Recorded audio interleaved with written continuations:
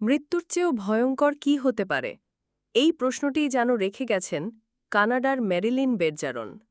২০০৮ সালের ফেব্রুয়ারিতে ২৪ বছর বয়সী মেরিলিন নিজ বাসা থেকে হঠাৎ করেই তার বাবা মায়ের বাসায় ফিরে আসেন।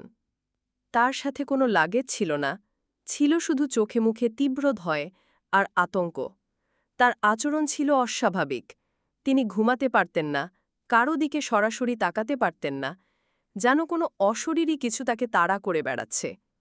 কি হয়েছে জানতে চাইলে তিনি কাঁপতে কাঁপতে শুধু বলতেন, আমার সাথে যা হয়েছে তা খুব খারাপ কিছু।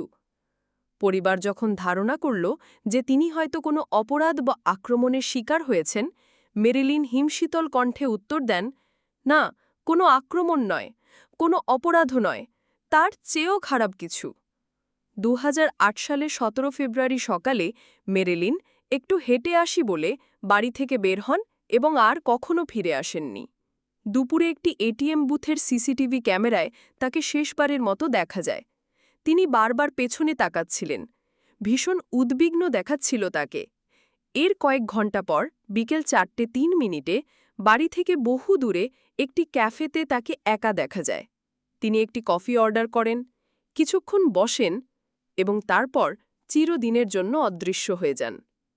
কোনো দেহ নেই, কোনো সূত্র নেই, কোনো চিহ্ন নেই। ১৫ বছরেরও বেশি সময় পেরিয়ে গেছে। মেরিলিন বেরজারনের অন্তর্ধান কানাডার সবচেয়ে অমীমাংসিত এবং ভুতুড়ে রহস্যগুলোর একটি হয়ে আছে। এটিএমের দিকে সেই শেষবারের মতো তার আতঙ্কিত চাহনি আজও মানুষের মনে গিথে আছে।